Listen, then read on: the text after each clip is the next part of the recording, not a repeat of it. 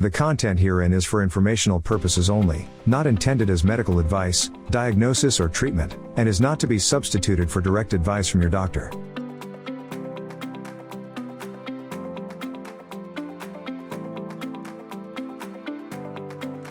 Today's LymphCast program is proudly sponsored by VitaSupport MD, the makers of Vein Formula 1000 and Lymphatic Formula 1000.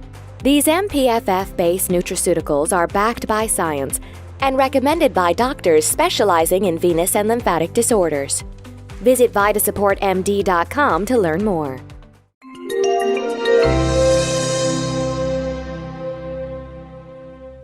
Well, greetings and welcome to our LymphCast show. This is episode 53 tonight. Just a reminder that every episode is on every podcast platform under the sun. Wherever you go for your podcast, type in LymphCast. The show will come up. And also every show is on YouTube. You can find us there as well.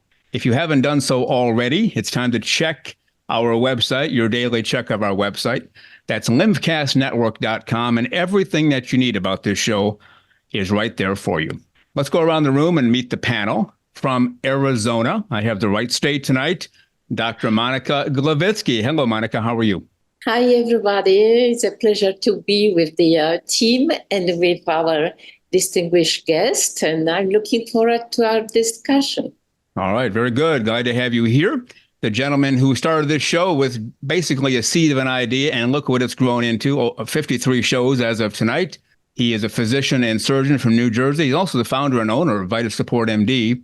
They make Vein Formula 1000 and Lymphatic Formula 1000. Dr. John A. Chuback. Hello, Dr. Chuback. How are you? Hi, Paul. I'm doing fine. Thank you very much. Looking forward to a very interesting and robust discussion this evening. All right, very good. And the lady who is the producer of this show, she's also the CEO of the Chuback Medical Group, Dr. Diane Chuback. Hello, Dr. Diane Chuback. How are you? Hello, Paul. Hello, everyone. Happy to be here today. We have an extraordinary show today, and I'm very excited because, not excited because it's the final show, but excited that we completed an amazing series. This is the final special edition series of LymphCast, and we're featuring this book, Lymphedema United, You Are Not Alone. And again, this is a compilation of 30-something stories of real-life people from all over the world that was compiled by our guest here, Amy Rivera. Welcome, Amy. How are you today? Good, thanks. I'm so happy to be on here and have this amazing conversation again with you guys. Yes, indeed. And you collaborated with Matt Hazeldine, who is not here tonight, but I'm sure we will be hearing from him again soon. You guys are so active in everything you do to advocate and promote awareness about lymphedema and, all the things that you've put forth and really helping your audience, our audience, together, it's all one clan, right? Living and managing, this chronic disease. So, thank you for everything you've done. And thank you for bringing these two wonderful guests here. We have Catherine Rosenberg and Radhika Batra. And we're going to start today talking to Catherine Rosenberg. And Catherine, you come to us from New Jersey, correct? Yes. And you are, which chapter, 23 in the book? I think so. 23. So 23. Yes.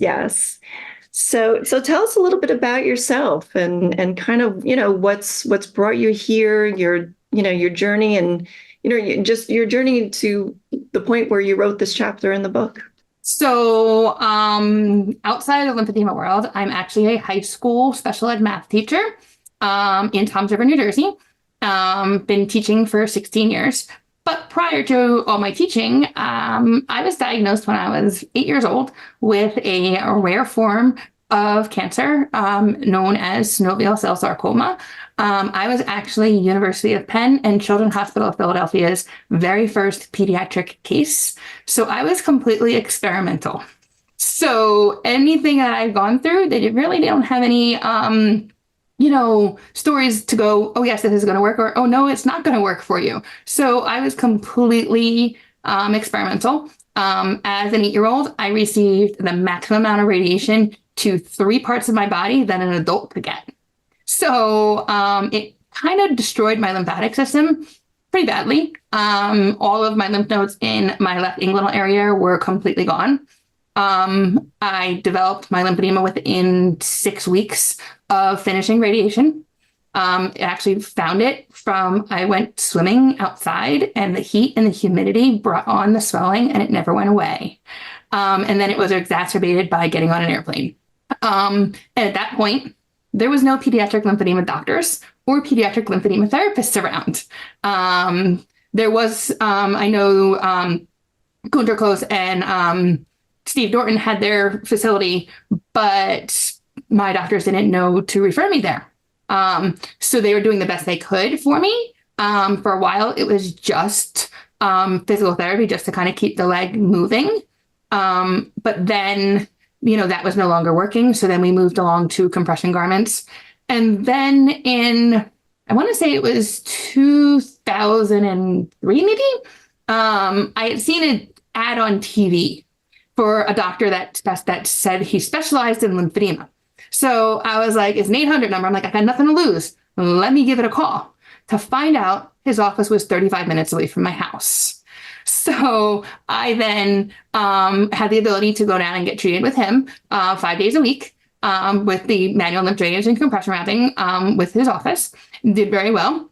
But then I started with my very first bout of cellulitis.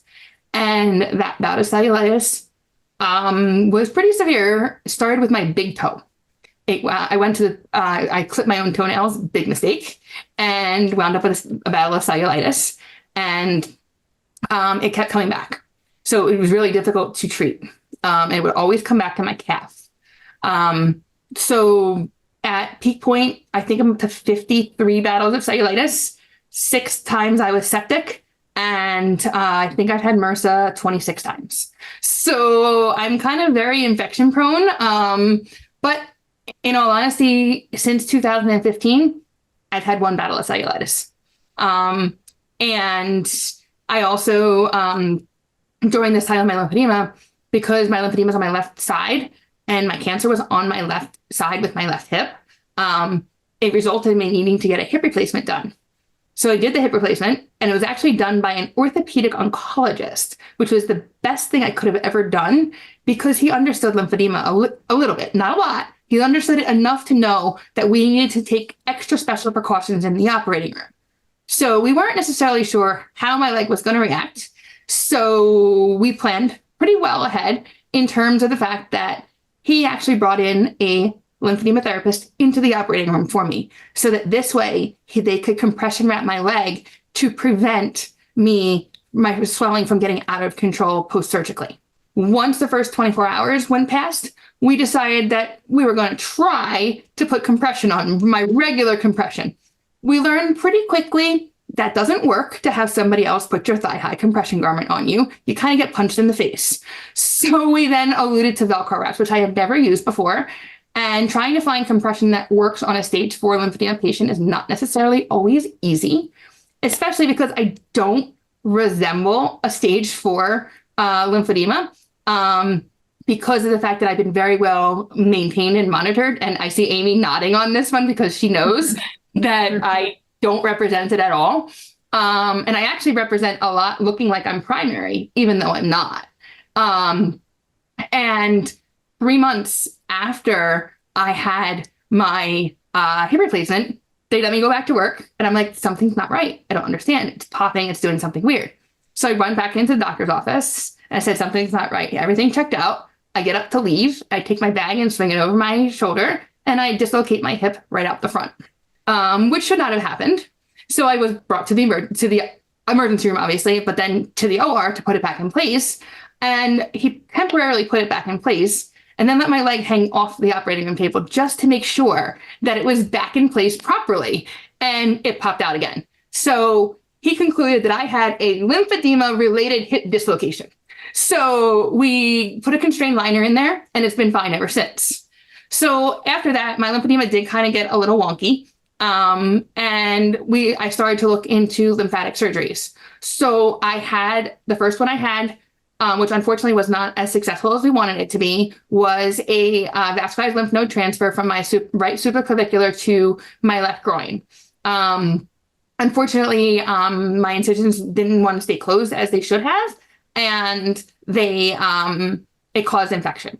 So 3 years later, I decided, let me see if I can get somebody who, could potentially basically save this for me and see what we can do. So I actually flew from New Jersey to Dallas, Texas, and I saw Alex Wynn, who was able to remove the initial lymphatic transplant that was done, as well as do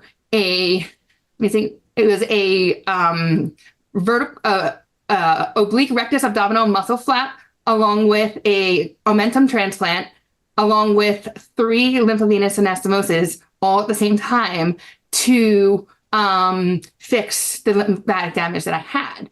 And when I flew down there the day before my surgery to meet with him to sign all the consents, he realized that my leg was much worse than it was 2 months ago. So he revised his entire surgical plan 18 hours before the surgery and did not cancel my surgery on me. And that's why we wound up I was originally supposed to be an omentum transplant just to my lower calf. And it wound up doing an omentum transplant into the left groin, 2 pieces there, and 1 piece in my calf, along with a complete resurfacing of my left groin area because of the damage that was done from the radiation. I actually spoke to Dr. Wynn in August, and words that I never heard come out of his mouth came out of his mouth, which were that when he did this surgery, he thought that he was never going to get me closed because of the amount of damage from the radiation. Luckily, I was very lucky that we did get me closed. And I've stayed closed for the past 6 years. So I'm quite content with that. It was very intense. I was I was in the ICU for 7 days, and then I was there for an additional 2 weeks, just because I have a 32-inch incision on my abdomen because of the amount of skin they had to use to reconstruct my groin area. And then in 2021, all of a sudden, out of the blue, I started gaining weight, and I hadn't changed my diet. I hadn't changed any exercise. I actually wound up developing a central lymphatic dysfunction where my thoracic duct was actually completely obstructed. It actually looked like spaghetti up there. So just so happened that University of Penn right here in Philadelphia has a specialist that actually works on the thoracic duct, along with a radiologist who images the central lymphatic system very well. So initially, before they would agree to do that imaging for me, they had me go and get just a regular pelvic abdomen CT scan. That was done. And needless to say, the radiologist unfortunately didn't really know what they were looking at and tried to tell me that I had constipation. But as we know, constipation, we kind of know what that feels like. That doesn't involve a weight gain of 35 pounds in 30 days. So I knew that wasn't right. So I kind of said to them, can I talk to the radiologist? Because I want to make sure he understands the whole background here.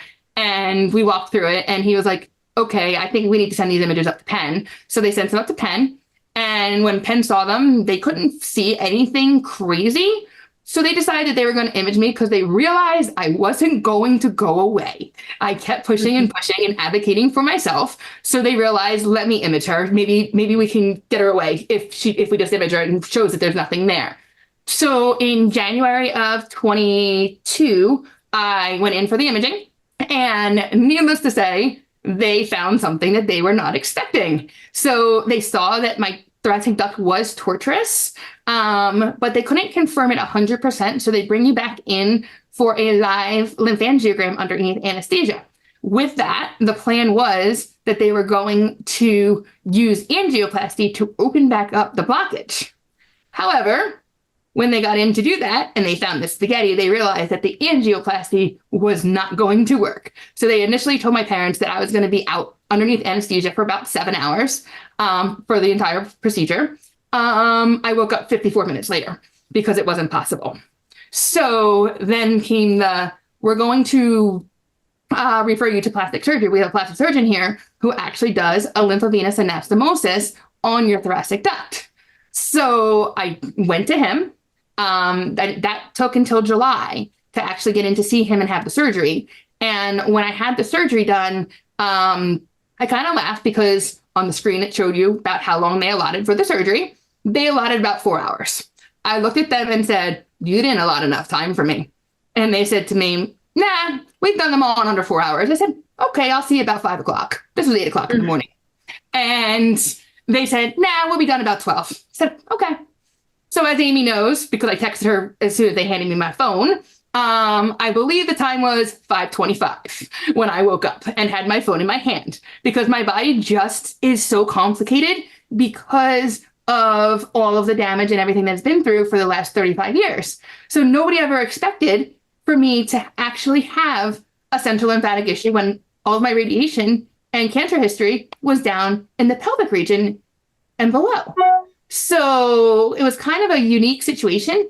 And in reality, the way we found out about it was my primary care did a hormone panel on me, and my estrogen was high, like 700. And I'm post-hysterectomy, so my estrogen should be about 500. They redid it with my OBGYN, who's actually a reproductive endocrinologist from Cornell University, and she ripped apart all my estrogen. And when she did, those all came back normal, but the total came back high. This time it was over 1,400 in 2 weeks. So it went from 700 to 1,400. So needless to say, it was, and she said to me in November, I think it's lymphatic, but I can't prove it. I don't know how to prove it, but I'm thinking it's lymphatic. So that's why I pushed and pushed and pushed. So since that surgery in July, I have gone back to my normal shape. So I had all facial swelling. I had all chest abdominal swelling. I had complete abdominal distension. I gained about 77 pounds in 7 months.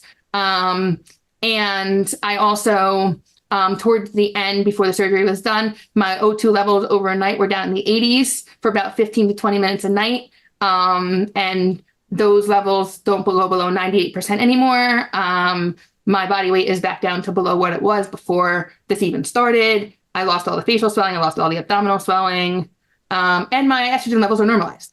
That's a long journey, but that is exactly what you went through, because I was there every step of the way since 2015. Yes, you were. That's and just this is incredible. more, and it's more common than what we know. I was going to say, I see cases like that all the time. You know, typical. That's an unbelievable story. That's all I can say. I am far from typical. You find, as I said at the National Lymphedema Network, there's a box and everybody wants to put a check in the box. I'm over here on the outside of the box and I don't check a box for anything. Never happened. Quite a story. Quite a story. And if I you saw wanted to say to go through all this nightmare, because let's say it was an absolute nightmare for you, going from one step to another. You have to have a wonderful support group. Either your family, she's right there. She's right there. Amy is one of my best friends. Since what did we meet in 2015? We did. Mm-hmm. Yeah, and to still have this wonderful smile. That's super, really. Well, that's it right there. Her perseverance, obviously she's just that person that's just not going to be brought down. Look, and she will challenge you too. Just like an effort not to smile. Just like I can't. I'm actually I'm not afraid to challenge somebody if I disagree with you. I'll tell you the reasons why I disagree. I'm not afraid. Been through for too long. So they told my parents I had 6 weeks to live when I was 8 years old. So I'm still here. And so I live every day to the best I can. And that's why there's always a smile on my face. And her mother is simply amazing. I talked to her too many times. She's got amazing parents and a support system who's been there with her since obviously day one. But her mother is very special to me as well. Vein Formula 1000 and Lymphatic Formula 1000 from Vita Support MD are backed by science and sold in doctor's offices. If you're a physician who may be interested in prescribing or selling these excellent nutraceuticals, please call 862-246-7877 to speak to a representative today. It's amazing you trust doctors at all, Catherine. They're wrong just about every time for the first one or two or three times, and not just every Tom, Dick, and Harry. In the best places, it seems. Yeah, so, it happens. But you know what? Of course. It's a learning. That's why they call it practicing medicine. So you have to practice it. So you have to experience it. And the only way to experience it is to find somebody who actually has it. So it really makes a difference, and I know that you are from New Jersey. So I do have to tell you that the reason I actually got my cancer is from the Ciba-Geigy pharmaceutical company chemical dumping back in the late 1980s, early 90s is how I was diagnosed with my pediatric cancer. Wow. I didn't know that. You didn't know that? I told you that. I did not know that. Mm-hmm. Yeah, it's fascinating, but not surprising. There was a lot of kids diagnosed in a very short period of time. We have one of the highest rates of cancer in the entire United States because of all of the industrial waste and things. I grew up not far from the Ford manufacturing plant that did a lot of dumping of chemicals and paints and things like that into the soil that got into the water and so on and so forth. So they call it the Garden State, but what we're gardening is another question altogether. That is very true. And go figure, I work in Tom's River now. So it's kind of a full circle back. It's a fascinating story. But again, the physicians that you were fortunate to have them when you did, even those people trying the things they did, because all joking aside, this is obviously a very, very challenging and difficult and atypical and unusual case. And I think that you were lucky even to have the folks you did along the way to be willing to take you on and try things and at least let some things fail the first time around so that they could fail and then be reevaluated and revised and something better done in their place and so on and so forth. But it really is. I mean, we've heard some amazing stories along the way in this special series, but that's a saga that could, that's a movie. That's I don't know that it's a Hallmark movie, but it's a movie. It's a doozy. Yeah, I know. And so Catherine is the one who helped me start to figure out my own central lymphatic issue through her journey. So these physicians that she's speaking of, I too am working with my own personal journey, and they're very knowledgeable. And like Dr. Chuback said, it's really great just to even have people willing to take our cases on and figure out or try to help us figure out a solution. That's really the important part of the message here, because Catherine she's had a journey. And we really had no idea what was going on at all. Mm-hmm. And there was times I was calling Amy at 12 o'clock at night going, I have no idea what I'm doing, but I'm just going to plow through it and see if I can find answers, because it just wasn't making any sense. Mm-hmm. And unfortunately, when you have lymphedema for as long as we have, nothing makes sense because we don't fit in that box.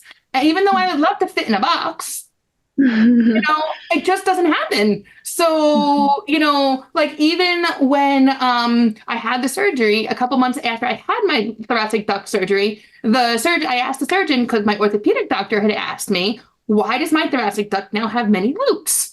And his response was, well, your thoracic duct is not normal. So it's perfectly for me because I have never been normal. So why would I start now? In all honesty. You're unique. That's right. I'm just me for myself. Yeah, that's right. But you are a wonderful example for two things. First of all, the perseverance and coming from a young woman like you are, who is smart and trying really to find the truth about her condition. That's certainly precious.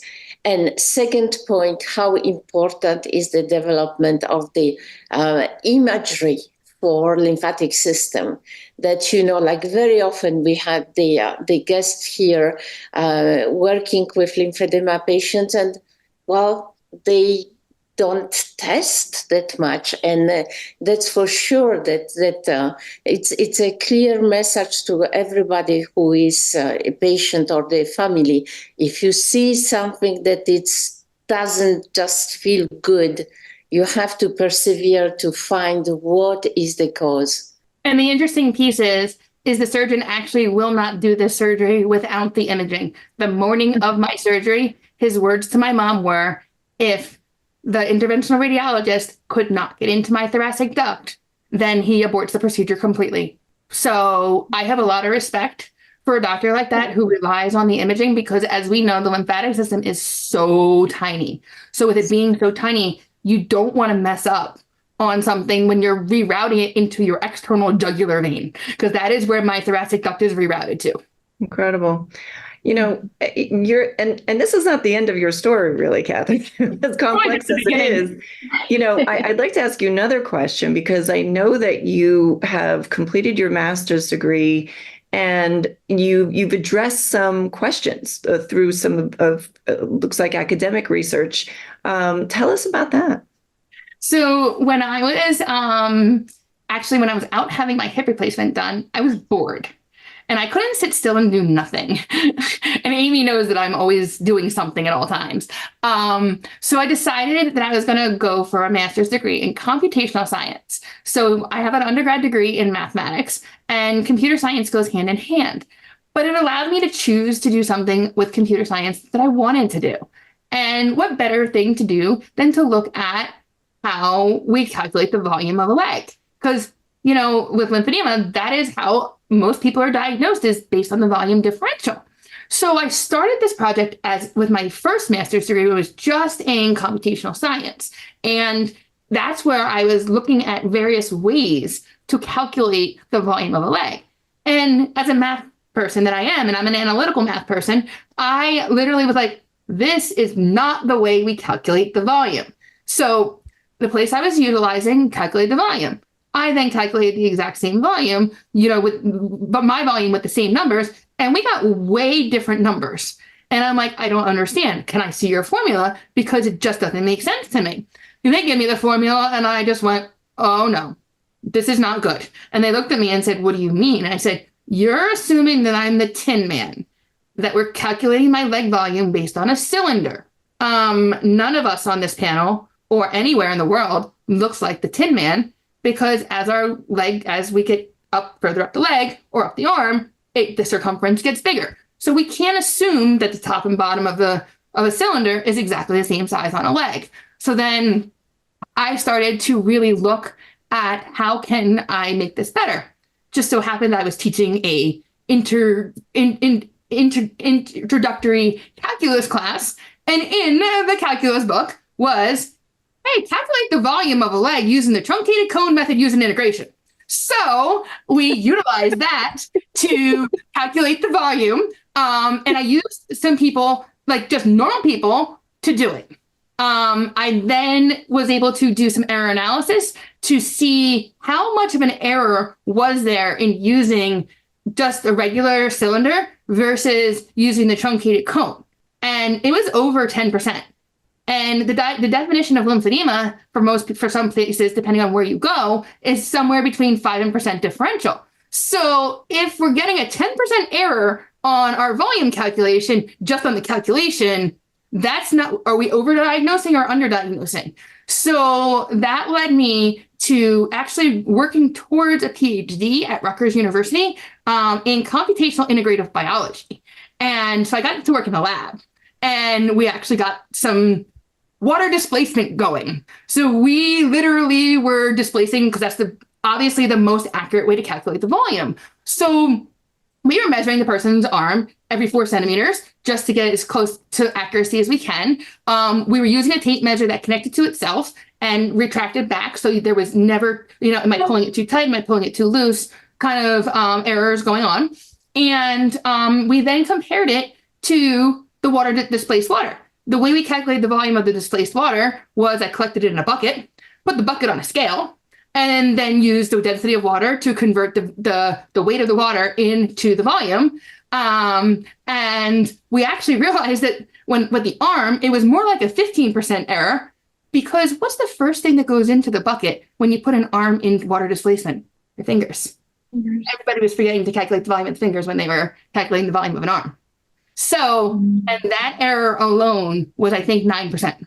And so we actually were working on up until I needed to get that second lymphatic transplant, which was very intense. Calculate using a modified truncated cone version. So a lot of times when they calculate the volume in the hand, if they forget to do the fingers, that's one part. But they'll also automatically assume that the distance in between the bottom of your pointer finger and your the space in your thumb was always 4 or 5 centimeters. But in reality, that's actually only about 3. And then the distance from the thumb to the wrist bones is actually 9, but they were assuming it to be 4. So those distance calculations make a huge difference in calculating the overall volume. So it, really showed, and these were on normal people, that it was coming up so different. So I can only imagine what the results would have been if I actually got to the point of actually calculating the volume on people who have lymphatic issues. Well, actually, I commend you for doing all these calculations and all this research. It's absolutely fabulous. I did the same, actually, in France long ago, but that was one of my headaches doing the research with the potential drugs for lymphedema. And actually, it's even, as you say, it's even worse because it's lymphedema. It's not regular, especially the lymphedema that it's long after the long term of the evolution of lymphedema. And then also is the question of having a really very equal application of the centimeter or the band to measure the perimeters, because the strength of the application varies. So there is now some new device that allows better application of the centimeter to measure the circumferences. And what I wanted to say also that indeed, sometimes even with the very best method, but the question that you move a little couple of the millimeter up or down, it falses your results. So it's I'm looking forward for something more really stable. I don't know. There is certainly laser or some computer-based method, but it's still extremely expensive, and I don't think that it's realistic to use it in practice. Well, there is a company, because I delved into industry a little bit and looking at what some of the new innovations were. I came across a company called Lymphatechnology, and I don't know, Catherine, if you're familiar with them, but they created a computer model that they brought into industry. Excuse me? They're from Georgia Tech? I think so. I actually met with them. And they have a circumference measuring. Yeah, they were using 3D imaging. Yeah. Yeah. It was definitely very interesting because I actually used some 3D imaging while trying to figure some things out. And it was really, really hard to get the exact shape with no holes in the arm when trying to actually 3D image and get far enough and know where that stopping point was on the arm versus where I was stopping measurements. Was I getting to that same point or not? Yeah. Very interesting. So a lot of work to do, but great potential for application, though, really in medicine. Just to measure progress and whatnot for various treatments.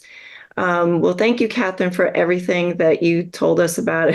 Incredible story. You're just a bundle of energy and positivity, and it's very, very lovely. Considering everything that you've been through. I would like to move the conversation on to Radhika Batra. Radhika, where are you joining us from? So I'm currently in Canada, in Toronto, and I'm basically from India. I moved to Canada 2 years ago. I was born and raised in India only, and my story goes like I was born with just a small lump around my groin area. And as soon as I started walking, the swelling started to appear in my left leg. And till the age of 6, I had no diagnosis. We were like roaming around different cities to different doctors, but nobody really had a clue what was happening to me. And in that time, the swelling kept increasing because we were not doing any treatment or any compression bandaging for that. So when I was 6, we met a doctor at AIMS. It is an institute in Delhi, which is the capital of India. And fortunately, there was a doctor who was researching on lymphedema. And I came across this doctor, and they did a lymphocytography on me. And they found out that I have primary lymphedema. And they only did that for the legs. So they told me a bit about what lymphedema actually is and how to take care of that. They gave me some compression bandages, but at that time, since I was so small, there were no garments available for me. So we were just doing bandaging at that time. Fast forward to a few years, we see that the swelling has started to develop in my arm as well. We again go back to the doctor and do again the lymphocytography, and now they see that it's the nodes are not present in my arms as well. So we realized that it was not only in the leg, it was the entire left side of my body that I had primary lymphedema. And soon after, the swelling started to move to my chest and my abdomen area and in my genitals. So, and I was like almost angry with my condition because there were no proper tools available. I had just the compression bandages to take care of me. And when I went out for garments, since the weather in India was such that it was so humid, you cannot really keep on the garments or bandages 24/7 on yourself. So, and even the flat knit garments, I had never even heard about flat knit garments. Maybe I got to know about them just 3 years ago through Instagram. Somebody had posted about it. So, I mean, looking at the condition, I spent almost 25 years without even having the proper garments for me. And in the absence of such tools, my swelling kept getting worse. And since I was always fighting with myself to have this condition, I myself did not really give it much of an attention because I felt as if it was stopping me from doing the stuff that I wanted to do in life. So I was in complete despair. And then one incident which completely changed my life was I was doing my master's, and then I had my labs examination, and that afternoon, suddenly my leg started to hurt so bad that I could not even move. So I was rushed to the doctor, and they could not understand what was happening. They did a lot of tests on me, multiple MRIs. They kept me in the ICU for multiple days, but nothing was coming out. So eventually they diagnosed me with psychological pain. They say she just has pain. She doesn't know where it is coming from. And we cannot really find it in any of the tests. So they were finally going to discharge me. They had kept me on pain pumps, given me a lot of medication, which was only giving me hallucination, no relief. So I was going to get discharged. And before the discharge, they were going to test again. And in the last MRI, they found that it was the lymph which had moved to my hip area, which was causing all the pain. So they did an immediate surgery and removed that lymph. And finally, after like 2 months of recovery, I was back to walking again. But that moment made me realize that it is only me who has to take care of myself. There's no enough information. I have to fight for it. I have to look for all the information that's there. I have to find the support that I need and arrange whatever I require to manage it well. So that's when I decided that, okay, I am going to search for everything that's available.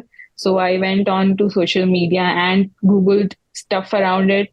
I got to know that there were these compression pumps that were available. There were these special garments that you could use, which were made to custom fit you. But then in India, nothing was available. Even the off-the-shelf garments that I was using, the circular knit ones, only till class 2 compression, they were available in India.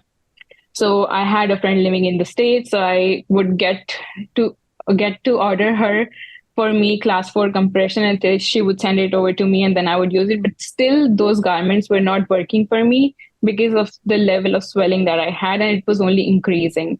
Uh, Fortunately, I got the opportunity to come to Canada.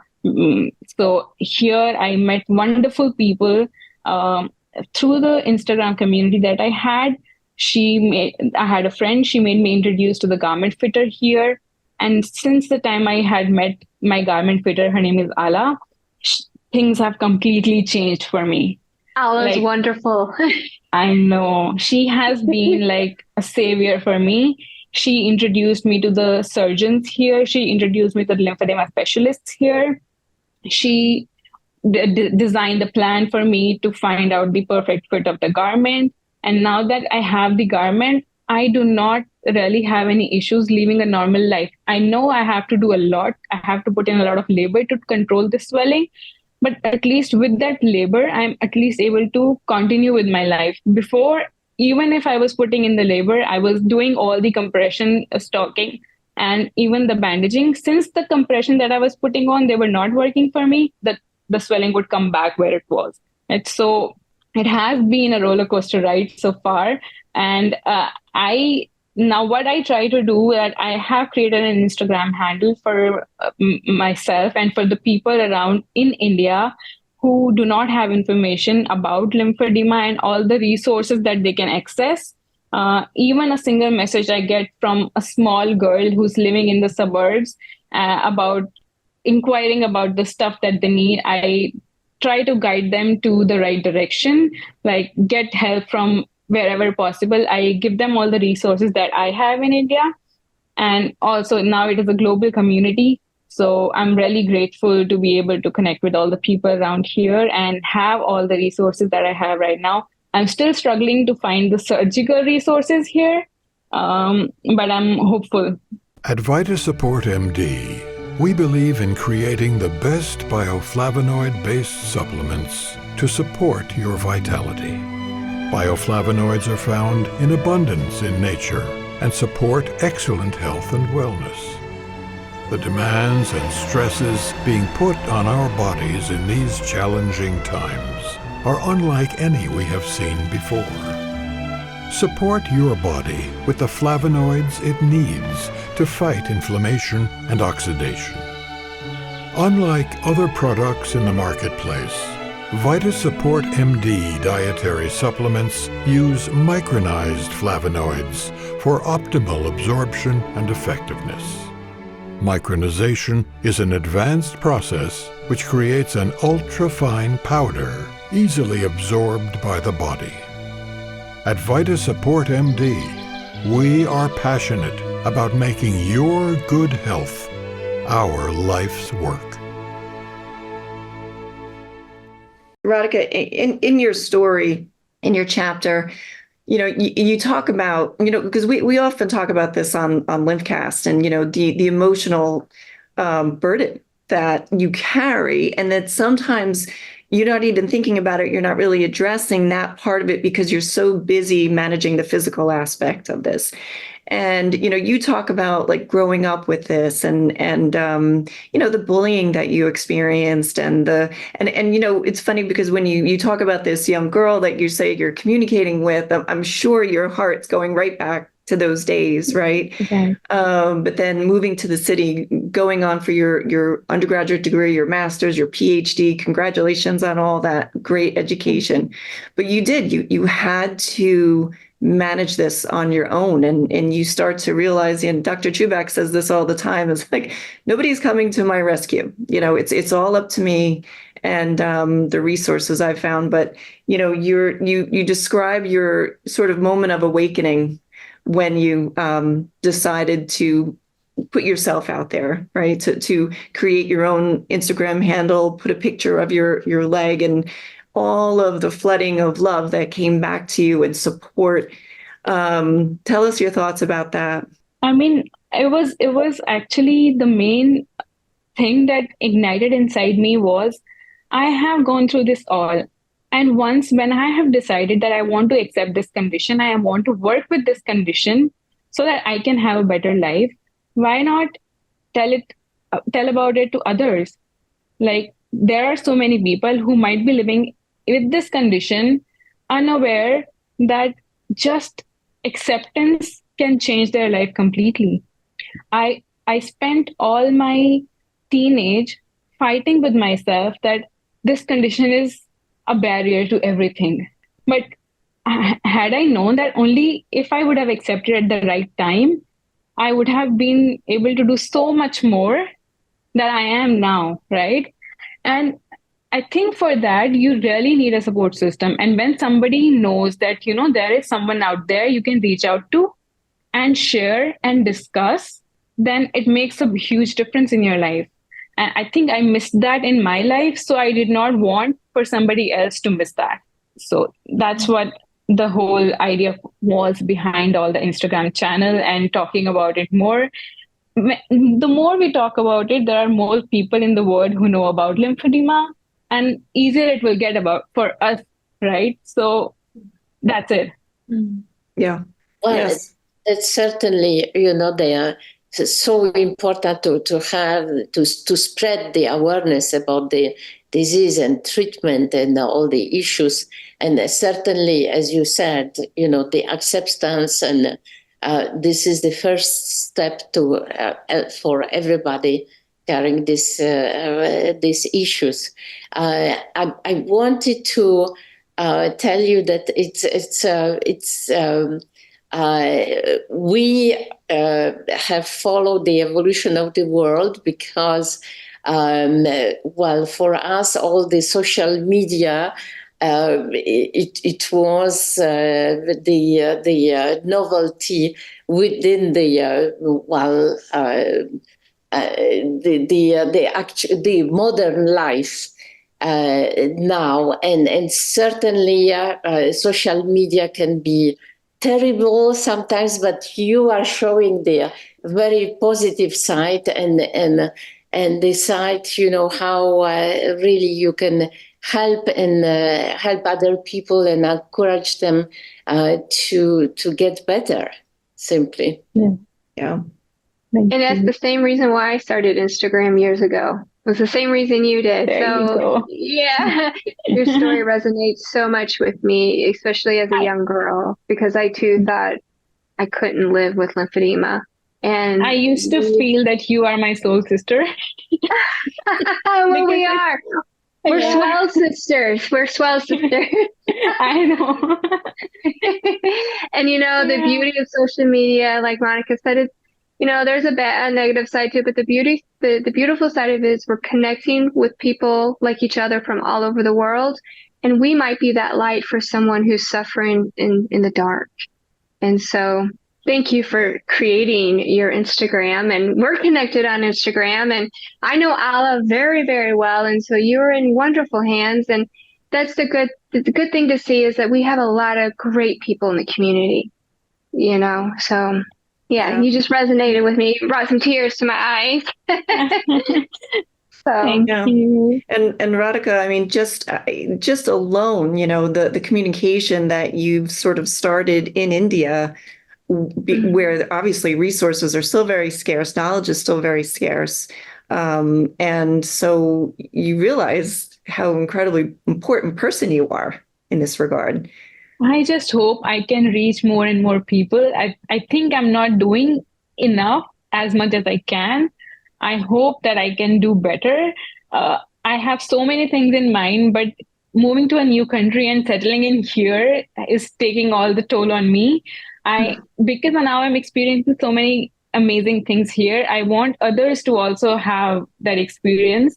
And I hope that I can spread all this information around.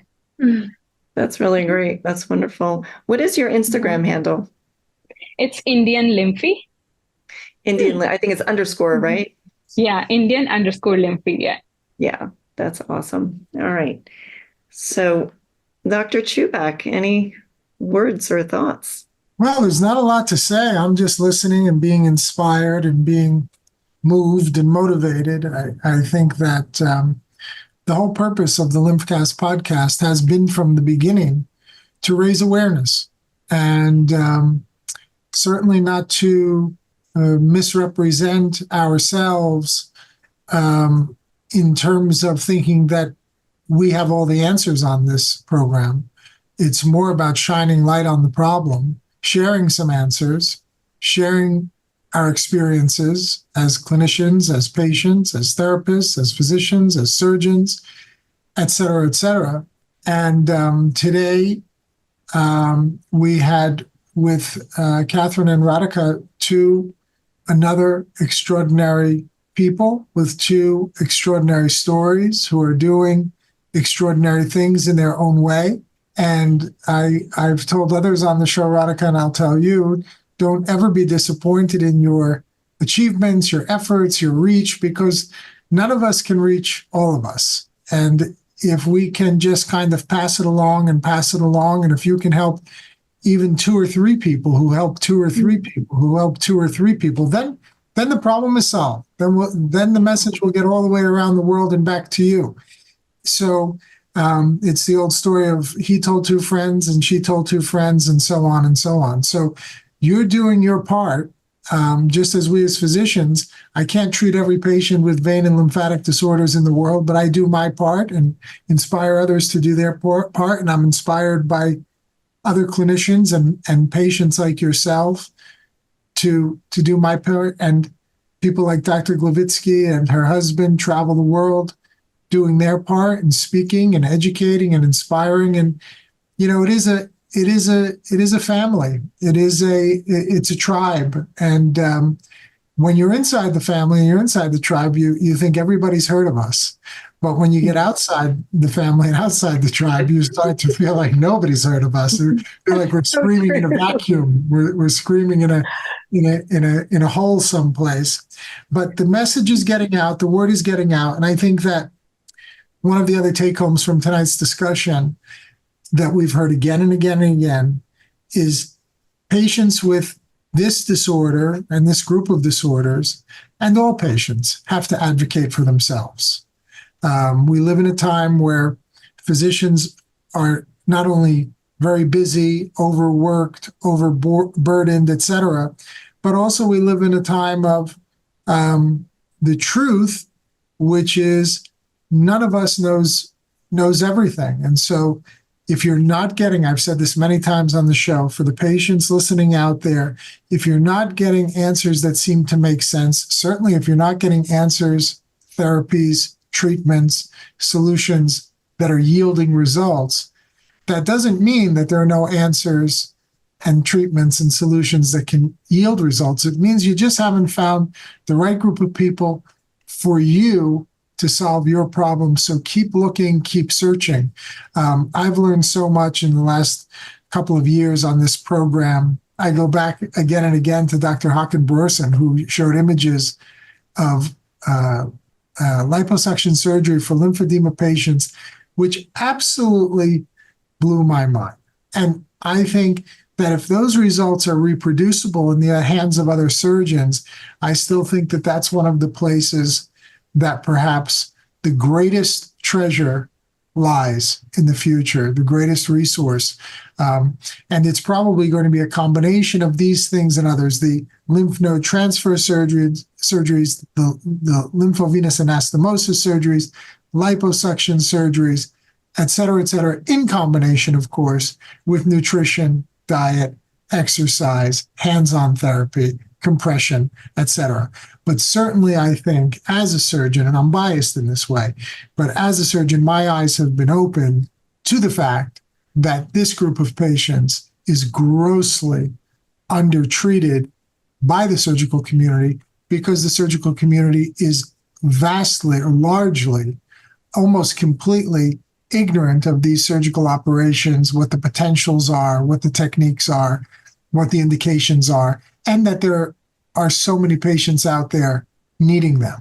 So I always say on the program, there's hope and there's help, but we need to get more people helping by raising awareness, educating more doctors, spreading the word, and empowering more patients to be their own advocate, to really pursue treatment until they get results that they find satisfactory. But, you know, it's a beautiful, beautiful program. I'm sad that we're coming sort of to the end of these personal stories. Hopefully we'll kind of revisit it. Maybe we'll come back and do another series of them, Amy. But We know now that it's a physical problem, it's an anatomical problem, it's a physiological problem, it's an immunological problem, it's a circulatory problem, it's a vascular problem, it's a psychosocial and emotional problem, it's a humanitarian problem, and it brings out a lot of emotions. We heard the word angry again today, anger.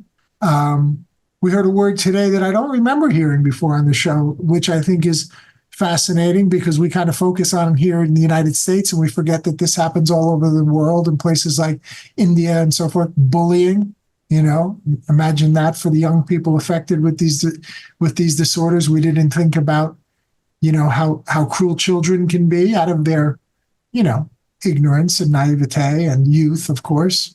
Doesn't make them bad. It just makes them, ignorant and young. But the whole concept of bullying and shaming and body shaming and personal relationships. I mean, we've talked a lot about these things. It's a deep and profound subject, and we've only touched the surface. We have a lot more work to do together, not just on this program, but as a tribe and as a family globally. Yes, for sure. Well, Radhika, I really appreciate you. Thank you so much for coming on our show today. We really enjoyed your story, and I thank you for writing that chapter in this book. And, this book, again, it's just like very much what we like to do here. It's amplifying, right? Just as Dr. Chuback says, they'll tell two friends and they'll tell two friends, and it's this amplification of the message. And that's what this book does, because there's so many voices in here that people are hearing.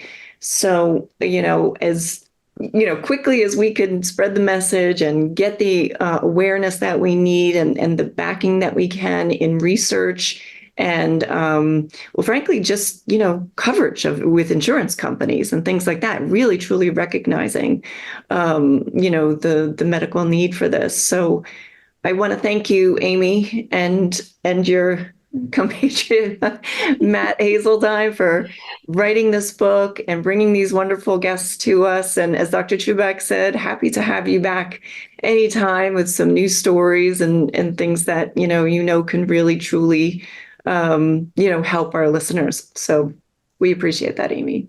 Yeah. Well, thank you. And this is a community effort, so I couldn't have done it without everyone else who was involved. So together, like Dr. Chuback said, we are family and we have a lot of work to do still, but we are moving in the right direction. 100%. And please keep sharing the LymphCast podcast with your friends, fellow patients, people in industry. We need all the support we can get. This is a labor of love. It has been for our team here at LymphCast, and we're committed to it. Admittedly, it's not always easy. There was one point we almost gave up, but then with the backing of Diane, our fearless leader and producer, we kept the fight up. But for anyone listening out there in industry, in the compression industry, the device industry, et cetera, we need your help and we need your support to keep this program going and to have further outreach. And the more patients who can be made aware, the more physicians who can be made aware. Again, I speak to my friends and colleagues in industry that, it comes back to help you and what you're doing in trying to help this community. If they don't know you're out there to help them with your various devices, compression garments, pneumatic compression sleeves, supplements, handheld tools, vibration devices, et cetera, we need to have you on this program. We need to have you supporting this program. And one hand washes the other. You need the patients and the patients need you. And hopefully a rising tide lifts all ships. So please, everybody, continue to share the show. Anyone listening, share it with your friends, your families, your doctors, your therapists, et cetera. We need to raise awareness. Well, thanks, Dr. Singh. So thank you, everybody, for coming here today and sharing your stories and your thoughts. And Dr. Paul, I will lead it back to you. All right. We want to thank everybody for listening and or watching at the same time. Our LymphCast show, episode 53. Visit our website at lymphcastnetwork.com. And by the way, if you have a question for the panel, you can do it by email hello@lymphcastnetwork.com. If you forgot or if you're driving right now, that email address is on our website, lymphcastnetwork.com. Every show is in podcast land. Wherever you go for your podcast, just type in the show. You'll find it. We're also on YouTube. And Dr. Diane Chuback, before I thank you and Dr. Gloviczki and the other Dr. Chuback, would you take a moment to once again thank our special guests? Well, thank you, Catherine. Thank you, Radhika, Amy, for writing the book, and Dr. Monika. Always pleasure to see you and hear your thoughts, and obviously my dear, wonderful husband and all of his wonderful insights and medical opinions on everything. So appreciate you all. All right, thank you very much. From Arizona, Dr. Monika Gloviczki. Thank you, Dr. Gloviczki, once again for everything. Thank you for having me, and thank you to Catherine and Radhika to spend this time together, and see you on the next episodes. All right, sounds terrific. The CEO of the Chuback Medical Group, also the producer of this show every single time we do a show, Dr. Diane Chuback. Thank you, Dr. Diane Chuback, for everything. Thank you. And yes, I'll miss being on this side of the camera, but there's a lot of work to do on the other side. So that's where you'll find me. That's true. It never ends. The work never ends. You do a great job. The gentleman who came up with the idea to start this show, he's also the founder and owner of Vita Support MD. They make Vein Formula 1000 and Lymphatic Formula 1000.